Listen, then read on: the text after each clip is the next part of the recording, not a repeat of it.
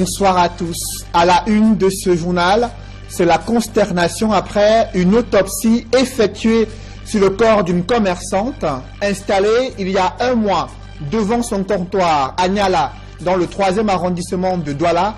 Elle a été tuée par une balle issue d'une arme à feu utilisée lors d'un tir à distance.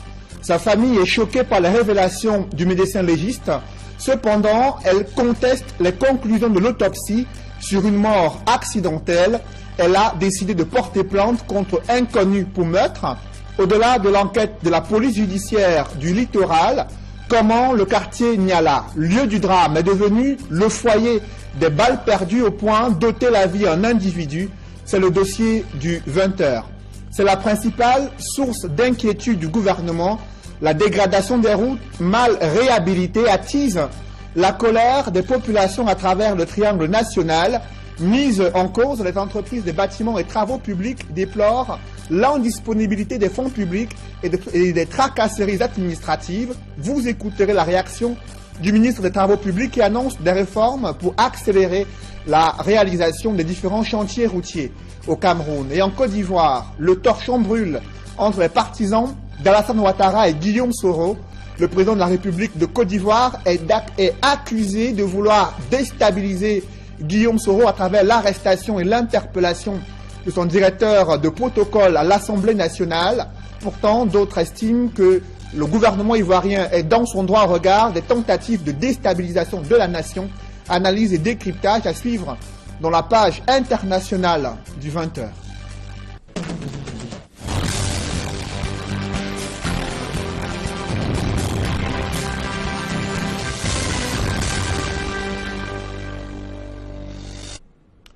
Merci de suivre cette édition complète de l'information sur Equinox Télévision. Vous n'avez peut-être pas oublié cette commerçante qui s'était subitement écroulée devant son comptoir au marché Niala, situé dans le 3e arrondissement de Douala. Elle avait été frappée par un objet non identifié. Aujourd'hui, l'autopsie confirme qu'il s'agit d'une balle qui a transpercé cette dame au niveau du thorax. Une balle issue d'une arme à feu utilisée lors d'un tir à distance. La famille est choquée par ces révélations et conteste les conclusions de l'autopsie qui parlent d'une mort accidentelle. Nos reporters les ont rencontrés, François Dikoumet et Donald Anouzoua, pour plus de précisions.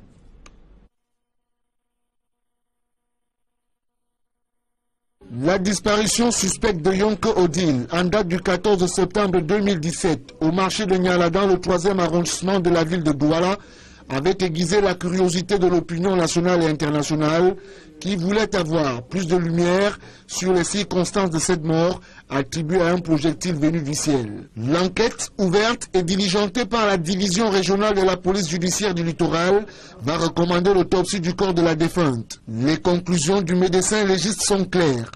Il a identifié une balle de 7,62 mm logée dans le thorax de la commerçante. L'expert médico-légal précise que cette balle provient d'une arme à feu utilisée lors d'un tir à longue distance. Et il conclut qu'il s'agit d'une mort accidentelle. La famille réunie à la mise en bière est choquée par ce rapport d'autopsie, entend user des voies légales pour que justice soit faite. Le dédommagement, oui, mais c'est vrai que même si nous sommes en dédommage, notre soeur ne reviendra plus en vie, mais qu'il y ait réparation, que de telles barbaries ne se reproduisent plus, et que ce camp militaire qui est proche du marché Niala Château soit déplacé, parce que notre soeur est la première victime, la première personne qui meurt par balle. À côté de l'enquête en cours, la famille de Yonke Odile a déposé une plainte contre inconnu et pour meurtre chez le commissaire du gouvernement près le tribunal militaire de Douala. Le quartier Niala, lieu du drame, est devenu au fil des ans le foyer des balles perdues au point d'ôter la vie à cette commerçante dont la famille a décidé de porter plainte contre inconnu pour meurtre. Et les voisins de la défunte, aujourd'hui, les langues se délient pour évoquer ces balles perdues qui fusent au quotidien dans ce marché et ont déjà blessé plusieurs personnes. Elles expriment leur colère et leur peur dans ce reportage de Kedjara. Depuis près de 2 ans, le quartier Niala est devenu un foyer de balles perdues. Le cas de Yonke Odile, décédé le 14 septembre dernier au marché Niala Château, après avoir reçu une balle perdue d'un tir à longue distance, comme le précise son rapport d'autopsie, est loin d'être un cas isolé, au seul détail que, jusqu'ici, personne encore n'avait trouvé la mort. Avant l'infortuné, il y a eu plusieurs signalements des habitants de Niala et environnants. Ils se plaignaient de recevoir dans leur domicile des balles perdues à origine inconnue. Il y a plus de 2 ans, nous avons eu certainement des balles un peu partout dans le quartier. Que les familles m'amenaient à la chaufferie pour me dire que voilà les balles qui ont percé les toitures, qui ont percé des plafonds, qui sont tombées au salon, dans les chambres. Dans son rôle de chef de quartier, il s'est rapproché des autorités. À cette époque, j'avais saisi le sous-préfet sortant, M. Gérard Zakari, qui normalement avait suivi cette affaire, y compris le commissariat du 11e arrondissement. En tout état de cause, nous n'avons pas eu la suite de cette enquête. Au cours de nos investigations, nous sommes tombés sur une autre victime, Madame Bissik Albertine, qui le 16 juin 2015 a reçu une balle perdue alors qu'elle revenait du marché. J'étais derrière la moto, auto-école, arrivé à l'entrée jeunesse. J'étais assis derrière la moto. J'ai seulement compris comment quelque chose m'avait frappé à la main. Après, je vois comment le sang soit. J'ai dit, hey, voilà ma main. Regarde. Donc j'étais là cassé. On arrive là, le baba, on appelle le docteur. Le docteur dit que c'est comme s'il y a encore étranger dans ma main. On m'envoie donc pour aller faire la radio. La radio montrera une balle logée dans son coude, de calibre 7, nous dira-t-elle. En dehors de cette dame, on parle également d'une jeune fille et d'un conducteur de moto qui aurait été atteint par des balles perdues. Balles qui, pour la plupart, ont été récupérées par les autorités. Le commissaire était passé. Il a ramassé tous les balles qui tombaient à Niala.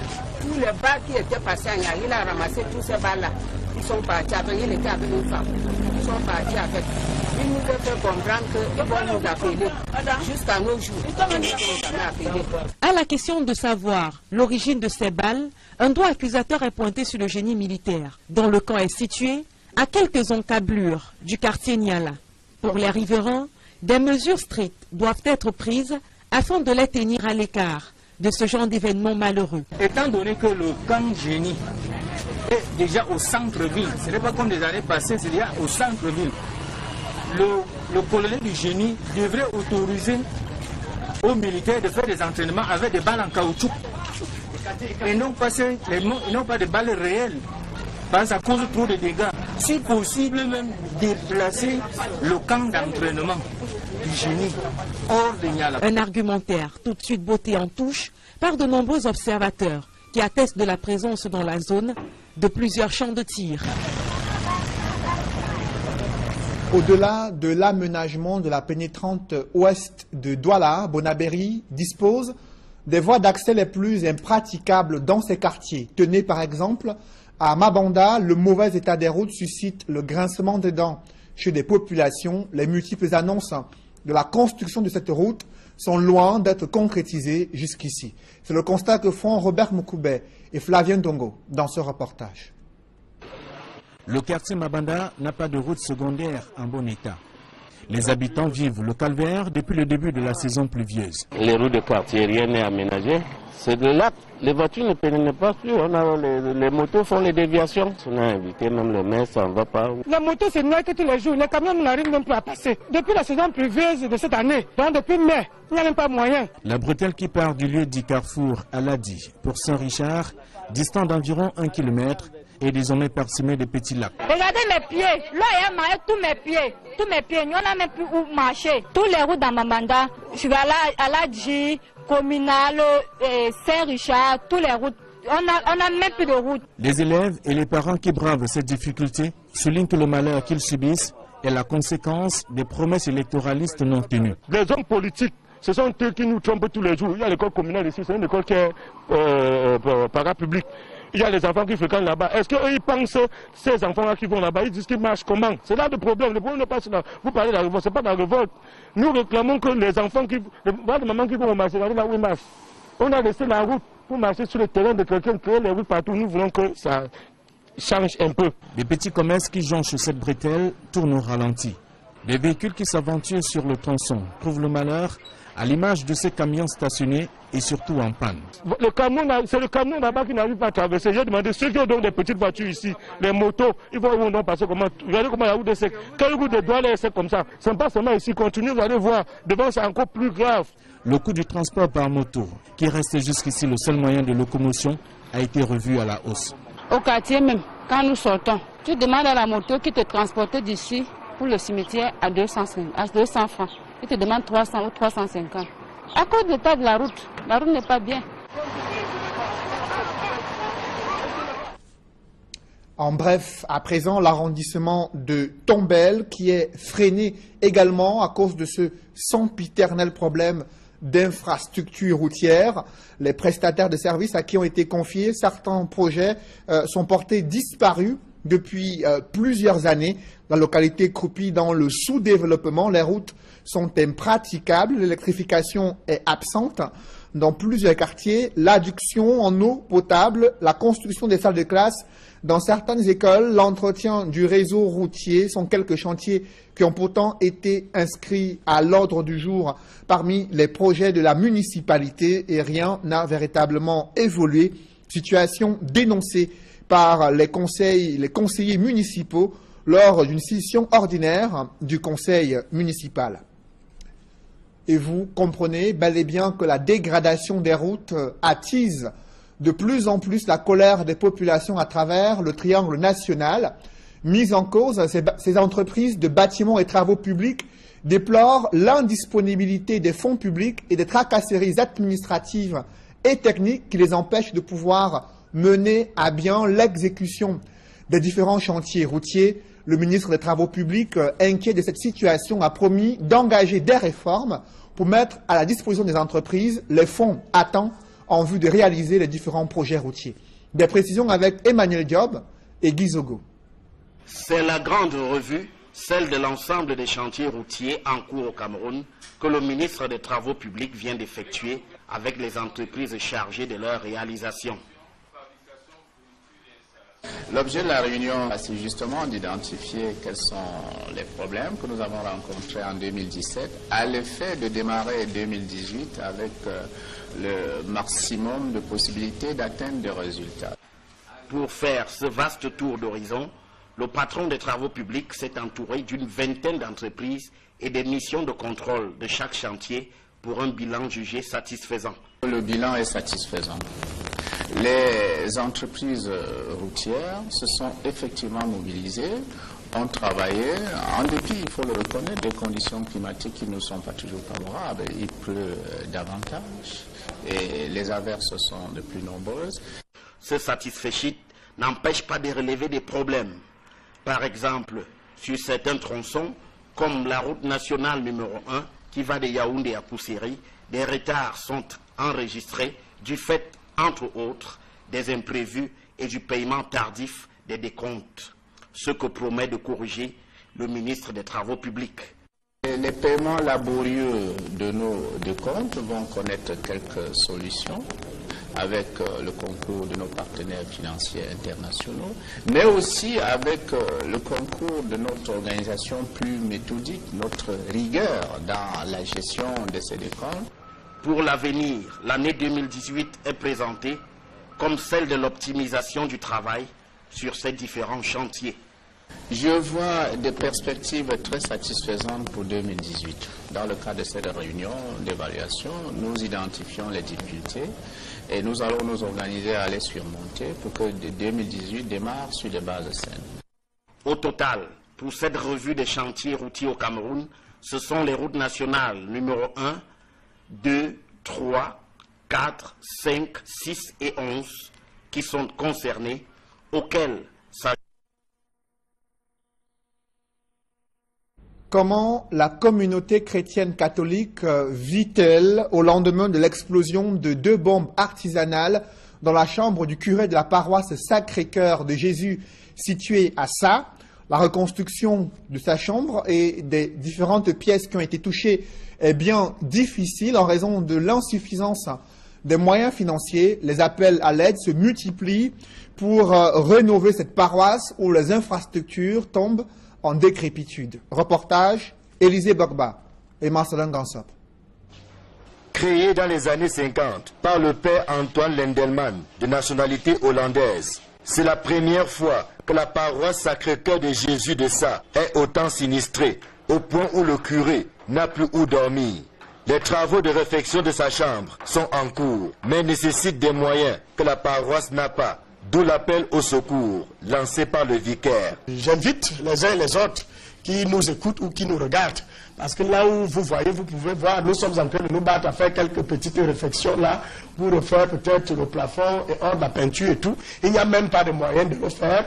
Et nous lançons tout simplement un appel à certains qui peuvent nous aider à reconstruire, ne serait-ce qu'un prêtre ne peut pas œuvrer sans une valise chapelle, sans ses ornements.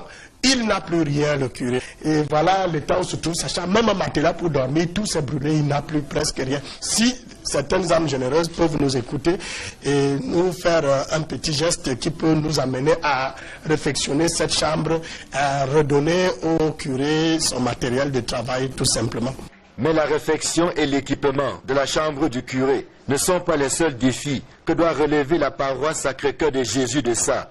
Il y a que l'Église elle-même a besoin d'un coup de pinceau, même si elle tient toujours debout à Kolzamba. Entendez la colline de Dieu, il y a que l'âge pèse déjà. Le curé qui a pris fonction le 18 juillet dernier ambitionne de refaire la toiture et le sol, mais également de rafraîchir les murs. La construction d'une salle paroissiale est aussi un défi à relever et pour lequel les fidèles sont appelés à contribuer. La transparence qui est désormais de mise dans la gestion des offrandes devrait motiver les uns et les autres à mettre la main à la poche. Contre vents et marées, l'abbé Jean-Louis Mélanie Akpa, qui vient d'échapper à l'explosion de 2 bombes artisanales, est décidé à faire de la paroisse Sacré-Cœur de Jésus de Sa un modèle dans le diocèse d'Obala. C'est un feuilleton de vol de bébés qui se déroule entre Yaoundé et Bouda. Kidnappé le 28 septembre dernier à la sortie de l'école à Bouda, le petit Clovis a été amené discrètement à Yaoundé. Cet enlèvement a suscité la panique au sein de la famille et après de multiples enquêtes, l'enfant a été retrouvé à Yaoundé et il y aurait une querelle entre les parents du petit Clovis. Finalement, il a retrouvé les siens du côté de Bouda. Des précisions avec Raphaël Thioko, Dallas Kana et Jean-Paul Funiat. Ce n'est pas l'escorte d'une autorité administrative, encore moins une star de football des Bamboutos, de retour d'une compétition internationale. C'est bien l'entrée triomphale d'un bébé qui a manqué à sa famille des jours durant. Les sirènes des véhicules et klaxons de moto alertent la population qui se déporte à la brigade terre de Bouda. Ici, le comité d'accueil, une fois encore, porte en triomphe le petit Clovis, 2 ans, enlevé le 28 septembre dernier. Chargé de le ramener de son lieu de détention jusqu'à Bouda, l'ange gardien du petit Clovis, l'adjudant Bassadal, partage la joie et la chaleur de la reconnaissance d'une famille qui avait perdu le sourire depuis des jours. Saisi le 2 octobre, le commandant intérimaire de la brigade terre de Bouda lance un avis de recherche. Le 4, je crois, le 4 ou le 5, le commissariat du 13e arrondissement nous a appelé pour nous dire qu'on venait d'interpeller la nommée Tiotra avec un bébé. J'ai donc désigné un de mes collaborateurs qui allait le chercher cet enfant avec cette femme. Et la présumée voleuse de bébé, la voici, Stéphanie Tchochwa, 25 ans, mère d'un enfant de 8 ans. Dit-elle, avait des difficultés à mettre au monde un deuxième. Je suis allé même à l'orphelinat, là-bas à monastère. Je vais adopter l'enfant. Là-bas, on m'a dit que mon âge est trop petit. Pour adopter, on m'a demandé que je Cette femme qui a enlevé cet enfant avait été mariée avec quelqu'un qui actuellement se trouve en Guinée équatoriale. Il se trouve qu'il devait venir au pays. Et il fallait qu'elle lui fasse croire qu'avant de partir, elle avait conçu de lui. Essayant donc sans succès d'adopter un bout de chou, elle choisit de voler le petit Clovis pour en faire le deuxième enfant tant recherché. Le coup réussi avec l'appui de 2 complices, Daris Notio, copain de la présumée voleuse, et une certaine Guylaine. Guylaine a pris l'argent sur moi. 500 000. Il est venu avec l'enfant et moi on a laissé. Les suspects présentés au procureur de la République devant un parquet noir de monde.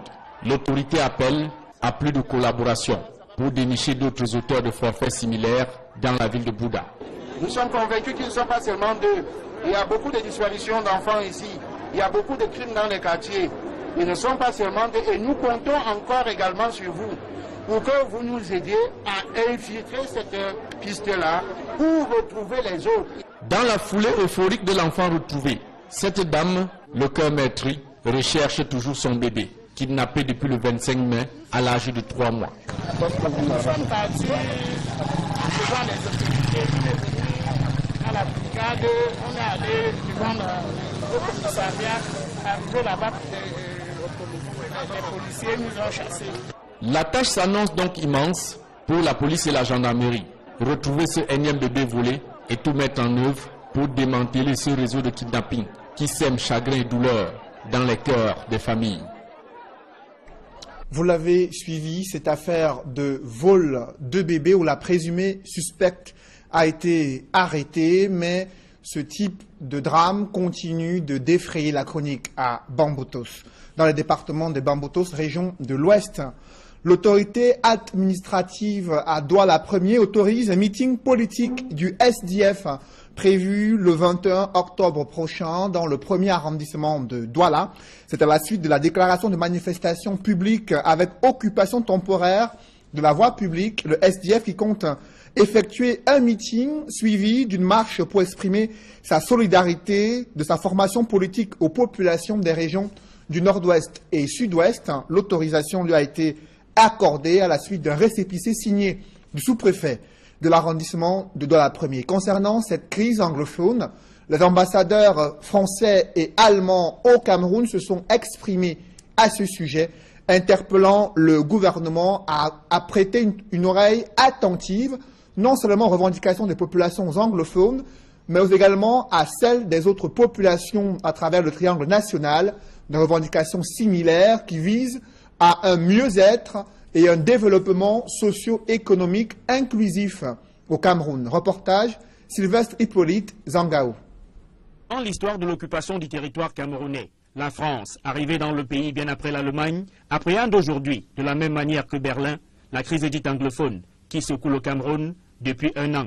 Gilles Thibault, l'ambassadeur de France au Cameroun, n'adhère pas à la version d'une crise anglophone, mais évoque plutôt des revendications globales qui concernent les populations camerounaises. Les difficultés qui sont exprimées ne sont pas forcément spécifiques aux anglophones, mais en l'occurrence, ce sont les gens qui vivent dans ces régions-là qui les ont exprimées, et c'est bien, dans un premier temps, ces problèmes qu'il faut traiter, et ce faisant, on verra d'ailleurs qu'on traite les problèmes d'autres populations du Cameroun.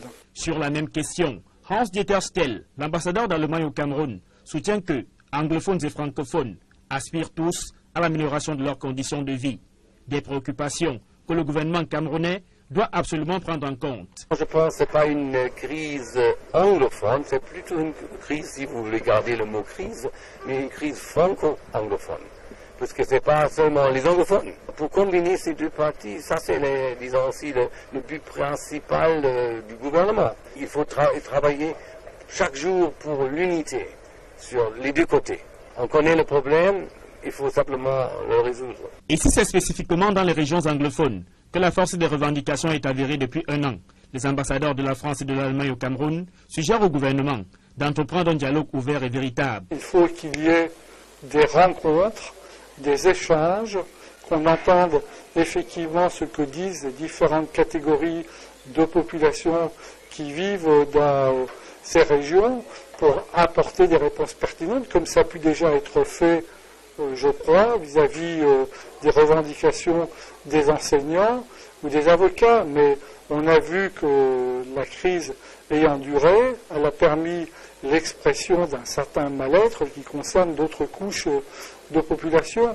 Il faut qu'on mène un dialogue, un véritable dialogue aussi un véritable dialogue transparent. Je pense à la transparence, je viens de parler des valeurs des républiques. Les républiques, ça veut dire qu'il y en a des discussions ouvertes dans le domaine public. Et ça exige aussi la transparence des actions, la transparence des décisions, des intérêts et tout ça. Le gouvernement camerounais écoutera-t-il ces deux diplomates? La question reste posée. International en Côte d'Ivoire, le torchon brûle entre les partisans d'Alassane Ouattara et Guillaume Soro. Le président de la République de Côte d'Ivoire est accusé de vouloir déstabiliser le président de l'Assemblée nationale à travers l'interpellation et l'arrestation de son directeur de protocole. Pourtant, il a été officiellement écroué après la découverte d'une cache d'armes chez lui et l'on l'accuse de vouloir porter atteinte à la sûreté de l'État. Le chef de protocole de Guillaume Soro qui estime que c'est une cabale contre son patron Guillaume Soro dans la perspective de la présidentielle prévue en Côte d'Ivoire dans quelques années. Des précisions avec Gladys Sidi dans ce reportage. Depuis la prison de la Maka, Souleymane Kamagaté Kone accuse directement Alassane Ouattara.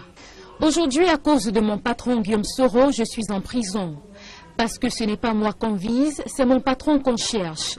Est-ce parce qu'on estime qu'il serait un obstacle au troisième mandat d'Alassane Ouattara à la tête de la Côte d'Ivoire en 2020, écrit le chef du protocole du président de l'Assemblée nationale ivoirienne dans sa lettre. Il se dit victime de la situation et d'un complot dans cette lettre rendue publique par la presse ivoirienne. Il faut dire que Soul to Soul n'est pas du tout tendre avec le régime du président Alassane Ouattara. Pour lui, toute cette opération montée contre lui est le fruit de la tension qu'il y a entre Guillaume Soro et Alassane Ouattara. Il remonte même à l'époque de la guerre entre Ouattara et Laurent Gbagbo. Pour lui, les armes retrouvées chez lui ont été cachées depuis cette époque. Il explique qu'il est une simple victime pour avoir accepté que son domicile serve de base logistique pour le clan Ouattara en 2001. Soul to Soul termine en réaffirmant son engagement à son patron Guillaume Soro, qu'il décrit comme un homme qui mérite qu'on lui consacre sa vie. Soul to Soul dit être victime d'une affaire qui le dépasse et dont il ne maîtrise pas les contours. Il revient sur son engagement pour la cause du président Alassane Ouattara, qu'il considère comme son bourreau d'aujourd'hui. Pour bon nombre d'observateurs, il s'agit là d'une guerre entre le clan Ouattara et le clan Soro. Le gouvernement, de son côté, lui jure que l'affaire de la cache de Bouaké relève seulement de la justice et que le reste n'est que considération politique. Il n'y a pas de guerre ouverte, il n'y a d'ailleurs aucune raison qu'il y en ait, affirme Bruno Kone, le porte-parole du gouvernement ivoirien. La commission électorale kenyane maintient l'organisation du scrutin présidentiel pour la fin du mois d'octobre 2017, malgré l'annonce du retrait de Raila Odinga, principal challenger du président Uhuru Kenyatta. La commission électorale l'a maintenu dans la liste des candidats en course pour la présidentielle au Kenya. Des précisions avec Eric Watat et Julienne Berthe-Bissaï sur cette annonce du retrait de la candidature de Raila Odinga. Conférence de presse que l'annonce a été faite. After deliberating on our position in respect of the upcoming election, considering the interests of the people of Kenya, the region and the world at large, we believe that all will be best served by NASA vacating its presidential candidature in the election scheduled for 26 October 2017. Une décision surprise qui intervient le jour même de l'examen en urgence par le Parlement d'une modification de la loi électorale. L'on se souvient que le 1er septembre dernier, la Cour suprême avait invalidé les résultats de l'élection présidentielle du 8 août dernier, ayant donné Uhuru Kenyatta vainqueur avec 54,27% de suffrages. Une victoire contestée par Raila Odinga, qui estime que le système informatique de la commission électorale avait été piraté. Une situation qui va mettre le feu aux poudres. Après avoir exigé l'organisation d'un nouveau scrutin, des spécialistes de questions électorales africaines pensent qu'il ne s'arrêtera pas en si bon chemin. Il ne va pas, après avoir fait une telle déclaration, il ne va pas aller se croiser les bras dans le comment je vais dire, dans sa résidence ou dans le cul de son parti, il va, et ça fait partie des moyens qu'il est susceptible de mobiliser, il va engager un bras de fer avec le gouvernement. En attendant la date du 26 octobre prochain, les regards du peuple kényan sont tournés vers les autorités judiciaires.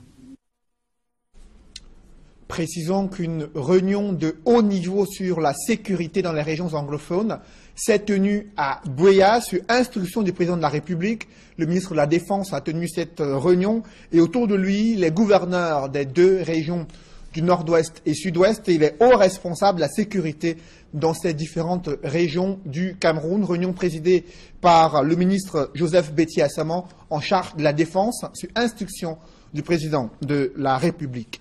Maintenant, en sport, le Cameroun qui termine premier du groupe A de la Coupe d'Afrique des Nations de volleyball. Les Lions de cette compétition ont signé leur 3e victoire consécutive en battant l'Égypte 3-7-1. Elles évitent désormais le piège kényan en demi-finale. Elles comptent affronter le Sénégal et rêvent déjà de remporter cette compétition. Joël Sengue et Ike Cyril. Présenté comme la finale du groupe A, le match Cameroun-Égypte a tenu toutes les promesses.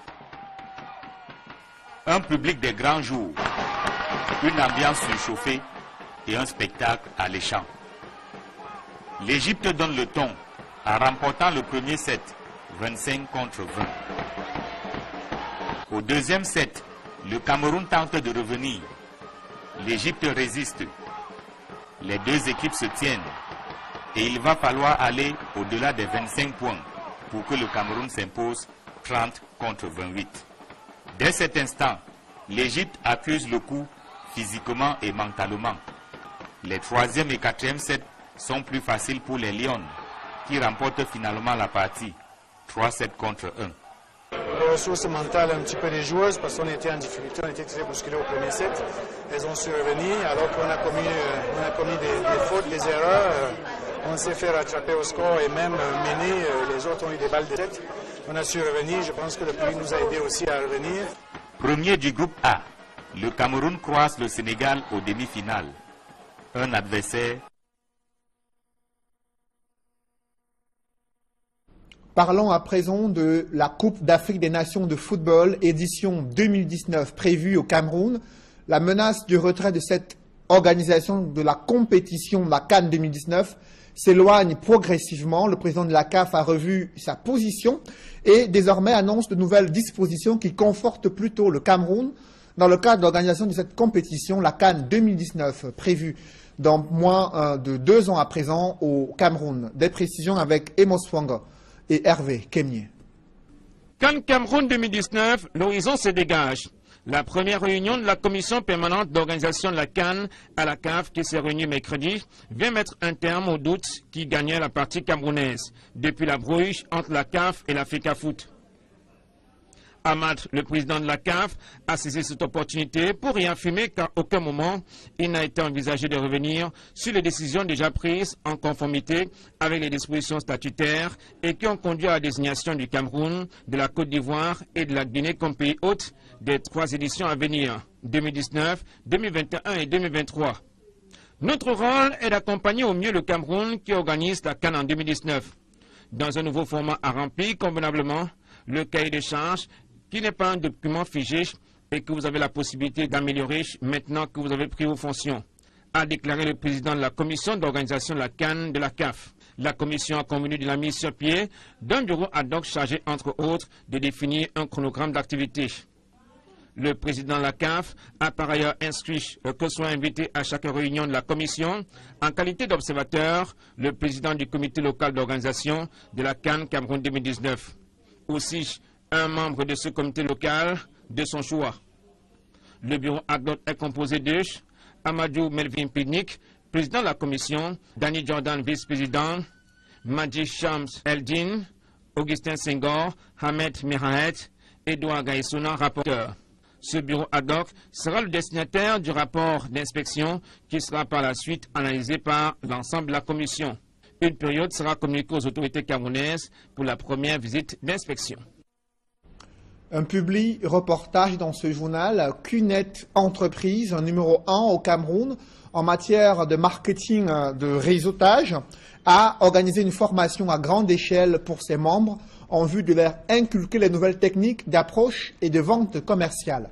Reportage. Une foule impressionnante réunie pour booster ses capacités en matière de marketing de réseau.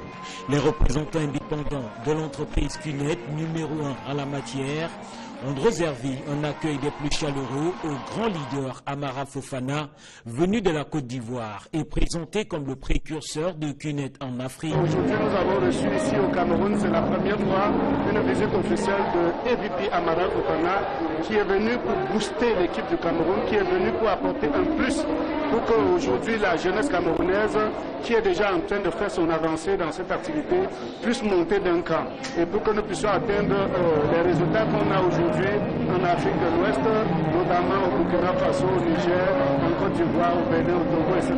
Ce dernier, aux côtés d'autres leaders venus d'Afrique de l'Ouest et du Cameroun, est venu partager son expérience et surtout son parcours dans ce business. Parce que dans le catalogue, j'ai vu que pour pas, il y a des dollars. J'ai pris les dollars, j'ai dit, j'ai tout compris. Et il dit, ben, commence quand? J'ai dit, tout de suite, maintenant. Et je regarde, je dis, mais où sont les produits qu'on va vendre? Il dit, c'est pas une affaire d'aller vendre les produits. J'ai dit, mais comment ça marche? Il dit, non, tu achètes pour toi et tu envoies 2 personnes qui achètent pour eux et aussi tu envoies 2 personnes qui achètent pour eux. J'ai dit, c'est tout. Il dit, oui. J'ai dit ça, je suis riche. Si c'est moi-même qui achète, tu t'envoies 2 personnes et tu dois la comprendre. Maintenant, je demande, c'est combien? C'est là le faiblesse. QNet, où le système numéro 1 de network marketing se présente comme une solution au sous-emploi au Cameroun. Ces souscripteurs, qui deviennent systématiquement des représentants indépendants, ont de l'avantage, par leur engagement, d'ouvrir leur propre entreprise. Nous invitons tous ces jeunes aujourd'hui à rentrer dans cet entrepreneuriat. Qui veut dire que quoi? Qu'on prend nos vies en main. Nous nous prenons en charge. Nous bâtissons l'avenir de demain, l'avenir du Cameroun. Et cela est important. Chers Camerounais, mettons-nous à cette école. Pas besoin de travailler pour quelqu'un, pour des gens, mais bâtissons l'avenir de demain à travers l'entrepreneuriat. Solution radicale au chômage et palliatif miracle à l'auto-emploi, la société QNet, qui compte au Cameroun des milliers de membres, a été fondée en 1998 par Vijay S. Varan. Elle fait partie de la Fédération mondiale des associations de vente directe avec des produits spécialisés dans l'énergie, la gestion du poids, la nutrition, l'entretien domestique ou encore le luxe. Son siège social est basé à Hong Kong.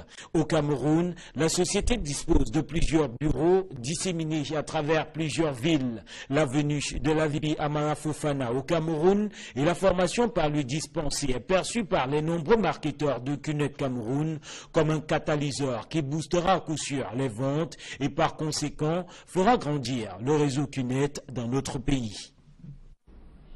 Mesdames, Messieurs, c'est la fin de ce journal. Merci de l'avoir suivi. Restez sur Equinox Télévision ce soir, l'émission Regard Social, présentée par Eric Kwamo. Bonne soirée sur Equinox Télévision.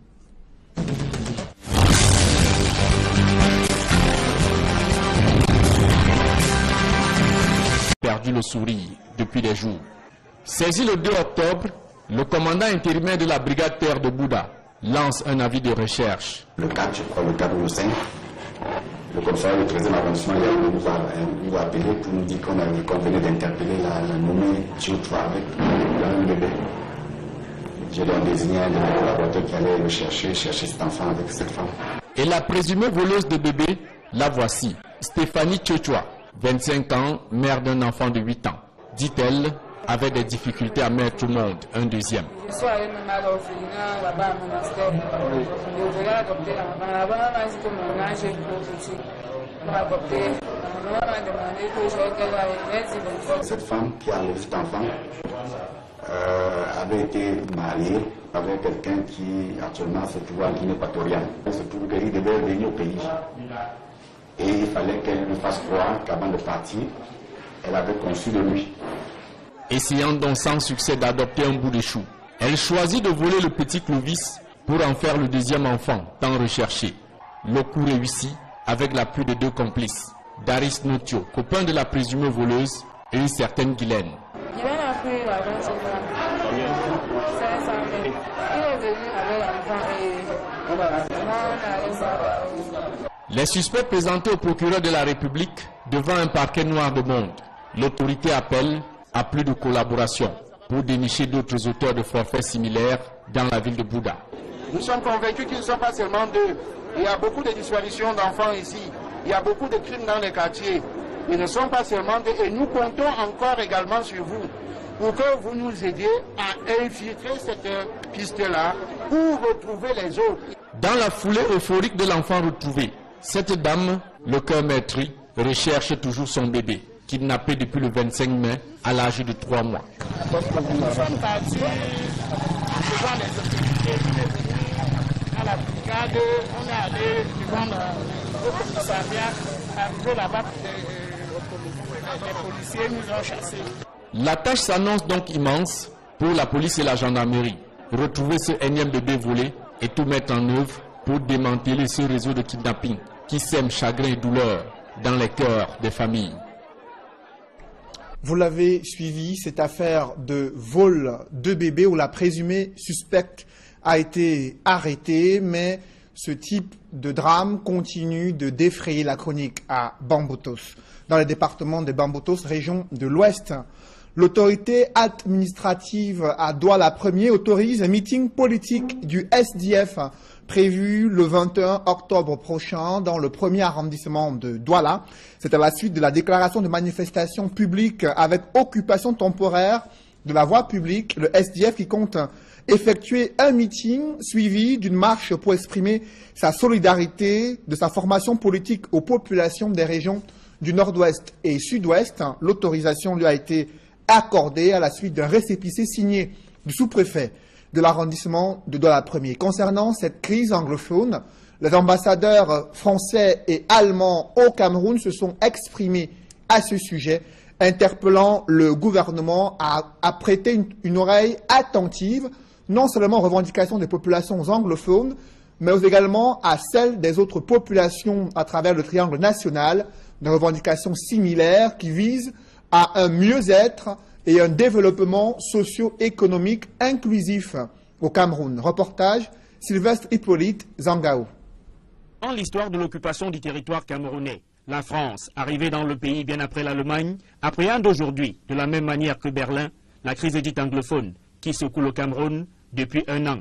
Gilles Thibault, l'ambassadeur de France au Cameroun, n'adhère pas à la version d'une crise anglophone, mais évoque plutôt des revendications globales qui concernent les populations camerounaises. Les difficultés qui sont exprimées ne sont pas forcément spécifiques aux anglophones, mais en l'occurrence, ce sont les gens qui vivent dans ces régions-là qui les ont exprimées, et c'est bien, dans un premier temps, ces problèmes qu'il faut traiter, et ce faisant, on verra d'ailleurs qu'on traite les problèmes d'autres populations du Cameroun.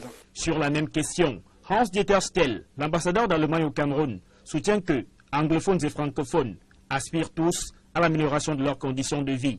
Des préoccupations plus méthodiques, notre rigueur dans la gestion de ces écoles. Pour l'avenir, l'année 2018 est présentée comme celle de l'optimisation du travail sur ces différents chantiers. Je vois des perspectives très satisfaisantes pour 2018. Dans le cadre de cette réunion d'évaluation, nous identifions les difficultés et nous allons nous organiser à les surmonter pour que 2018 démarre sur des bases saines. Au total, pour cette revue des chantiers routiers au Cameroun, ce sont les routes nationales numéro 1, 2, 3, 4, 5, 6 et 11 qui sont concernées, auxquelles s'ajoutent. Comment la communauté chrétienne catholique vit-elle au lendemain de l'explosion de 2 bombes artisanales dans la chambre du curé de la paroisse Sacré-Cœur de Jésus située à Sa? La reconstruction de sa chambre et des différentes pièces qui ont été touchées est bien difficile en raison de l'insuffisance des moyens financiers, les appels à l'aide se multiplient pour rénover cette paroisse où les infrastructures tombent en décrépitude. Reportage, Élisée Bogba et Marcelin Gansop. Créé dans les années 50 par le père Antoine Lendelman, de nationalité hollandaise, c'est la première fois que la paroisse Sacré-Cœur de Jésus de Sa est autant sinistrée, au point où le curé n'a plus où dormir. Les travaux de réfection de sa chambre sont en cours, mais nécessitent des moyens que la paroisse n'a pas, d'où l'appel au secours lancé par le vicaire. J'invite les uns et les autres qui nous écoutent ou qui nous regardent, parce que là où vous voyez, vous pouvez voir, nous sommes en train de nous battre à faire quelques petites réflexions là, pour refaire peut-être le plafond et hors de la peinture et tout. Il n'y a même pas de moyen de le faire. Et nous lançons tout simplement un appel à certains qui peuvent nous aider à reconstruire, ne serait-ce qu'un prêtre ne peut pas œuvrer sans une valise chapelle, sans ses ornements. Il n'a plus rien, le curé. Et voilà l'état où se trouve sa chambre. Même un matelas pour dormir, tout s'est brûlé, il n'a plus presque rien. Si certaines âmes généreuses peuvent nous écouter et nous faire un petit geste qui peut nous amener à réfectionner cette chambre, à redonner au curé son matériel de travail, tout simplement. Mais la réfection et l'équipement de la chambre du curé ne sont pas les seuls défis que doit relever la paroisse Sacré-Cœur de Jésus de Sa. Il y a que l'Église elle-même a besoin d'un coup de pinceau, même si elle tient toujours debout à Colzamba. Entendez la colline de Dieu, il y a que l'âge pèse déjà. Le curé qui a pris fonction le 18 juillet dernier ambitionne de refaire la toiture et le sol, mais également de rafraîchir les murs. La construction d'une salle paroissiale est aussi un défi à relever et pour lequel les fidèles sont appelés à contribuer. La transparence qui est désormais de mise dans la gestion des offrandes devrait motiver les uns et les autres à mettre la main à la poche. Contre vents et marées, l'abbé Jean-Louis Mélanie Akpa, qui vient d'échapper à l'explosion de 2 bombes artisanales, est décidé à faire de la paroisse Sacré-Cœur de Jésus de Sa un modèle dans le diocèse d'Obala. C'est un feuilleton de vol de bébés qui se déroule entre Yaoundé et Bouddha. Kidnappé le 28 septembre dernier à la sortie de l'école à Bouddha, le petit Clovis a été amené discrètement à Yaoundé. Cet enlèvement a suscité la panique au sein de la famille et après de multiples enquêtes, l'enfant a été retrouvé à Yaoundé et il y aurait une querelle entre les parents du petit Clovis. Finalement, il a retrouvé les siens du côté de Bouddha. Des précisions avec Raphaël Thioko, Dallas Kana et Jean-Paul Funiat.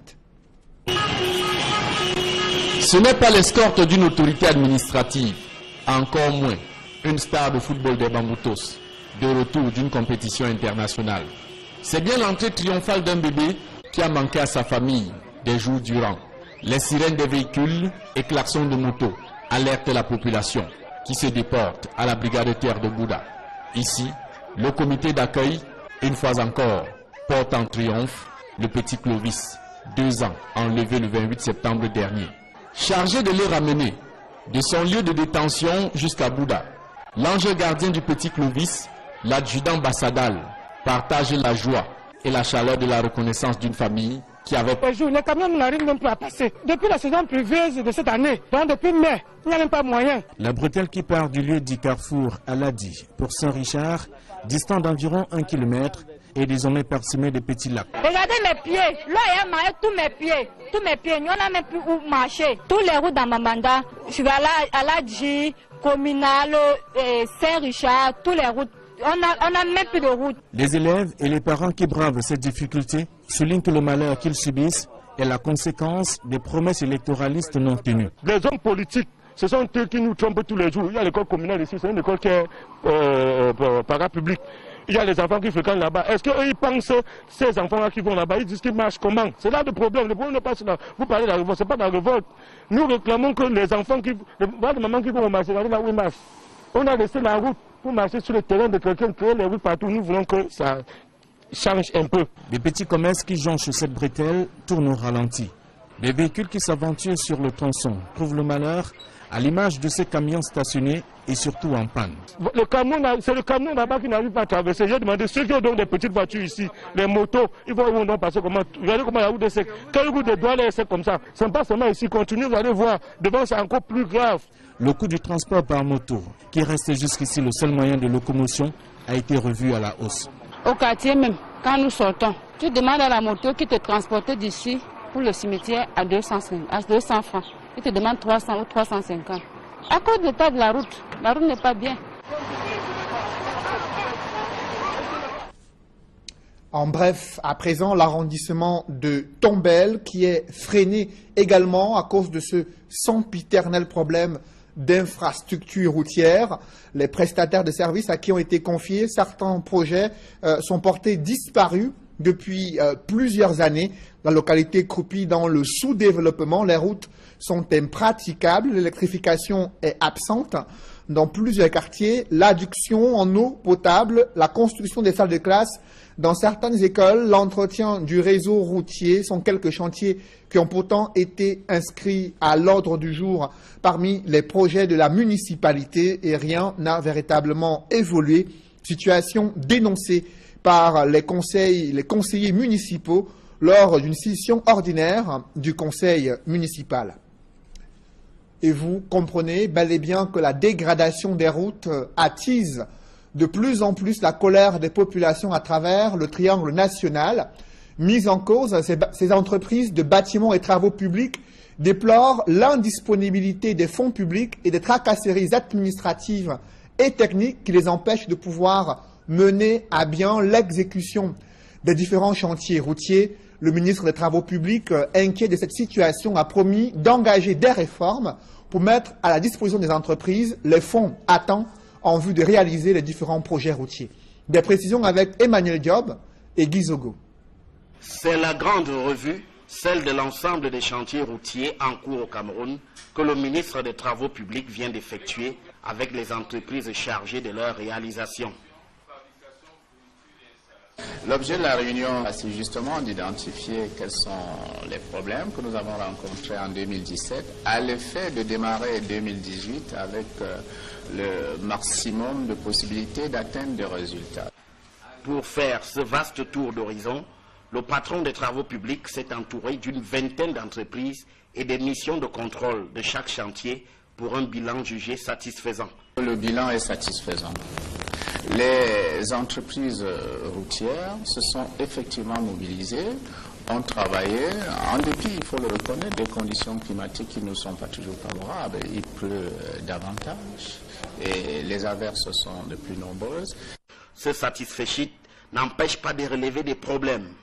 Par exemple, sur certains tronçons, comme la route nationale numéro 1 qui va de Yaoundé à Poussiri, des retards sont enregistrés du fait, entre autres, des imprévus et du paiement tardif des décomptes, ce que promet de corriger le ministre des Travaux publics. Les paiements laborieux de nos décomptes vont connaître quelques solutions avec le concours de nos partenaires financiers internationaux, mais aussi avec le concours de notre organisation. Doter la vie à cette commerçante dont la famille a décidé de porter plainte contre inconnu pour meurtre.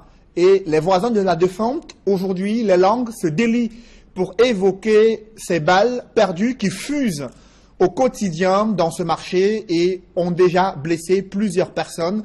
Elles expriment leur colère et leur peur dans ce reportage de Kedjara. Depuis près de 2 ans, le quartier Niala est devenu un foyer de balles perdues.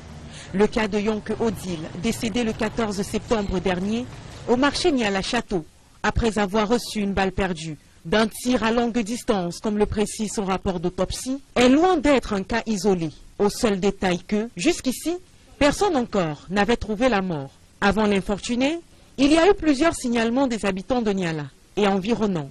Ils se plaignaient de recevoir dans leur domicile des balles perdues à origine inconnue. Il y a plus de 2 ans, nous avons eu certainement des balles un peu partout dans le quartier, que les familles m'amenaient à la chefferie pour me dire que voilà les balles qui ont percé les toitures, qui ont percé des plafonds, qui sont tombés au salon, dans les chambres. Et tout. Dans son rôle de chef de quartier, il s'est rapproché des autorités. À cette époque, j'avais saisi le sous-préfet sortant, M. Ingénieur Zakari, qui normalement avait suivi cette affaire, y compris le commissariat du 11e arrondissement. En tout état de cause, nous n'avons pas eu la suite de cette enquête. Au cours de nos investigations, nous sommes tombés sur une autre victime, Madame Bissik Albertine, qui le 16 juin 2015 a reçu une balle perdue alors qu'elle revenait du marché. J'étais derrière la moto, auto-école, arrivé à l'entrée jeunesse. J'étais assis derrière la moto. J'ai seulement compris comment quelque chose m'avait frappé à la main. Après, je vois comment le sang soit. J'ai dit, hey, voilà ma main. Regarde. Donc j'étais cassé. On arrive là, le baba, on appelle le docteur. Le docteur dit que c'est comme s'il y a encore étranger dans ma main. On m'envoie donc pour aller faire la radio. La radio montrera une balle logée dans son coude, de calibre 7, nous dira-t-elle. En dehors de cette dame, on parle également d'une jeune fille et d'un conducteur de moto qui aurait été atteint par des balles perdues. Balles qui, pour la plupart, ont été récupérées par les autorités. Le commissaire était passé. Il a ramassé tous les balles qui tombaient à Niala. Tous les balles qui étaient passées à Niala, il a ramassé tous ces balles-là. Ils sont partis avec, il était avec une femme. Ils sont partis avec. Il nous a fait comprendre qu'ils vont nous appeler jusqu'à nos jours. Ils ne nous ont jamais appelés. À la question de savoir l'origine de ces balles, un doigt accusateur est pointé sur le génie militaire, dont le camp est situé à quelques encablures du quartier Niala. Pour les riverains, des mesures strictes doivent être prises afin de les tenir à l'écart de ce genre d'événements malheureux. Étant donné que le camp génie est déjà au centre-ville, ce n'est pas comme des années passées, c'est déjà au centre-ville. Le colonel du génie devrait autoriser aux militaires de faire des entraînements avec des balles en caoutchouc et non pas des balles réelles, parce à cause de trop de dégâts. Si possible, même déplacer le camp d'entraînement du génie hors de Niala. Un argumentaire tout de suite botté en touche par de nombreux observateurs qui attestent de la présence dans la zone de plusieurs champs de tir. Au-delà de l'aménagement de la pénétrante ouest de Douala, Bonaberi dispose des voies d'accès les plus impraticables dans ces quartiers. Tenez par exemple, à Mabanda, le mauvais état des routes suscite le grincement des dents chez des populations. Les multiples annonces de la construction de cette route sont loin d'être concrétisées jusqu'ici. C'est le constat que font Robert Moukoubé et Flavien Dongo dans ce reportage. Le quartier Mabanda n'a pas de route secondaire en bon état. Les habitants vivent le calvaire depuis le début de la saison pluvieuse. Les routes de quartier, rien n'est aménagé. C'est de là, les voitures ne pénètrent pas plus. Les motos font les déviations. On a invité même le maire, ça ne va pas. La moto, c'est noir que tu...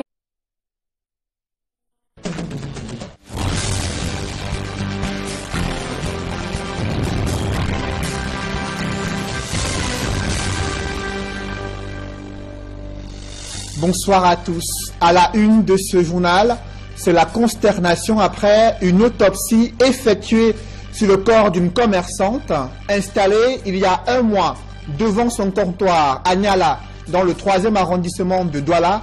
Elle a été tuée par une balle issue d'une arme à feu utilisée lors d'un tir à distance. Sa famille est choquée par les révélations du médecin légiste. Cependant, elle conteste les conclusions de l'autopsie sur une mort accidentelle. Elle a décidé de porter plainte contre inconnu pour meurtre. Au-delà de l'enquête de la police judiciaire du littoral, comment le quartier Niala, lieu du drame, est devenu le foyer des balles perdues au point d'ôter la vie à un individu, c'est le dossier du 20h. C'est la principale source d'inquiétude du gouvernement. La dégradation des routes mal réhabilitées attise la colère des populations à travers le triangle national. Mise en cause, les entreprises des bâtiments et travaux publics déplorent l'indisponibilité des fonds publics et des tracasseries administratives. Vous écouterez la réaction du ministre des Travaux publics qui annonce des réformes pour accélérer la réalisation des différents chantiers routiers au Cameroun. Et en Côte d'Ivoire, le torchon brûle entre les partisans d'Alassane Ouattara et Guillaume Soro. Le président de la République de Côte d'Ivoire est accusé de vouloir déstabiliser Guillaume Soro à travers l'arrestation et l'interpellation de son directeur de protocole à l'Assemblée nationale. Pourtant, d'autres estiment que le gouvernement ivoirien est dans son droit au regard des tentatives de déstabilisation de la nation. Analyse et décryptage à suivre dans la page internationale du 20h.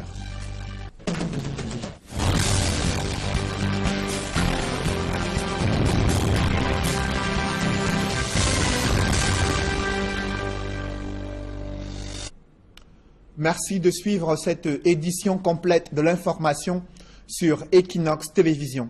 Vous n'avez peut-être pas oublié cette commerçante qui s'était subitement écroulée devant son comptoir au marché Niala, situé dans le 3e arrondissement de Douala. Elle avait été frappée par un objet non identifié. Aujourd'hui, l'autopsie confirme qu'il s'agit d'une balle qui a transpercé cette dame au niveau du thorax. Une balle issue d'une arme à feu utilisée lors d'un tir à distance. La famille est choquée par ces révélations et conteste les conclusions de l'autopsie qui parlent d'une mort accidentelle. Nos reporters les ont rencontrés, François Dikoumet et Donald Anouzoua, pour plus de précisions.